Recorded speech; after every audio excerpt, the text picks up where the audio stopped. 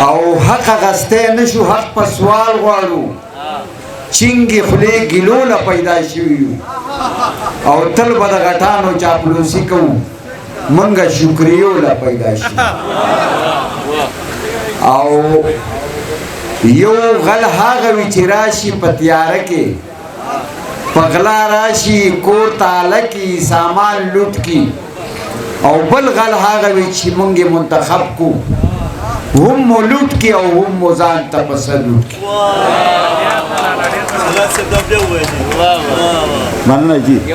یو غل هاغه وی چې راشي پتیاره کې پغلا راشي کور تعالی کی سامان لوټ کی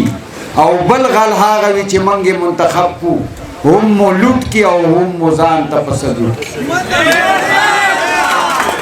جاپان با نن نوم او نن نشانو د جاپان با نن نوم او نن نشانو د جاپان با نن نوم او نن نشانو ک قانون په بمونو ورکیدلې او زیار اخلاص د پرمختګ د پاره شرط ته خیانتګر قانون نشي جوړولې او پښتون اوس د حقونو اغستو خبره نکړي د سر خیرونه غواړي په جنگونو کې تباشو او د چا سره دی نشي لکه ته سره چې وشوه په مرګ باندې ونیونه تبې ته رضا شي مننه جي او نصیحت پرېږده د ځان اصلاح دې وکړه چې ته سم شي یو ناسم به پکې کم شي او هر یو تن چې د خپل کور مخه جارو کړي دې کې شک نشته چې پاک بټول علم شي او نن په یو بورډ مې دا تحریر ولیدو د کیمرې سترګه ګورې تا ته ګوري ما زړه کې وې په دې شکر کوه چې تا ته نه ګوري او ما ته ګوري مننه جی نن په یو بورډ مې دا تحریر ولیدو د کیمرې سترګه ګورې تا ته ګوري ما زړه کې وې په دې شکر کوه چې تا ته نه ګوري او ما ته ګوري او ژوند مو تیر شه زنده‌باد او مرداباد کې ډېر برباد زمونږ په چغو زنده‌باد شو او موږ له هغسې برباده زندګي کړو نه آباد شو او نه امکان شته چې آباد شو او ته مې یار نه شوې ټول کلی مې دشمن شو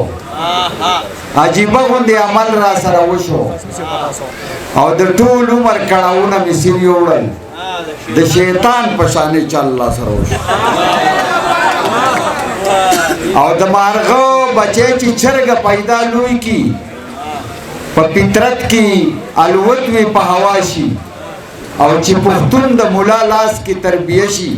د خپل پلار په لاره نه ځي د مولا شي او بله قطعه ده چې تکه سپینه ګیره د تکریم نشان تکه سپینه ګیره د تکریم نشان سپین لباس دا تکه سپینه ګیره د تکریم نشان او سپین لباس د علم دانایې نښه او سپین مخونه زړونو باندې راج کوي سپینه وینا نه وي د هیچا خوښه او ستاسو کور کې امن دی مزې کوئ دلته مو د اوسپنو باران وکړو او تاسو په امرودو کې پیسې ګټئ موږ په زمرودو کې تاوان او وخت سره بدلیږي تقاضې د وخت نن په منبر نوی بیان شوی دی او مخکې امریکا زمونږ خپله وه او اوس د خیره روس مسلمان شوی اخري قطعه وایم بس اخري قطعه دا ده چې محنت کوي هغه سرخورو کېږي چې محنت کوي هغه سرخورو کېږي او کار چې نه کړي په تیاره پسې ځغلي او د مفخورو نه خو هغه هندو ښه دی چې وزګار شي هسې نه کښېني زندګي ډېره مننه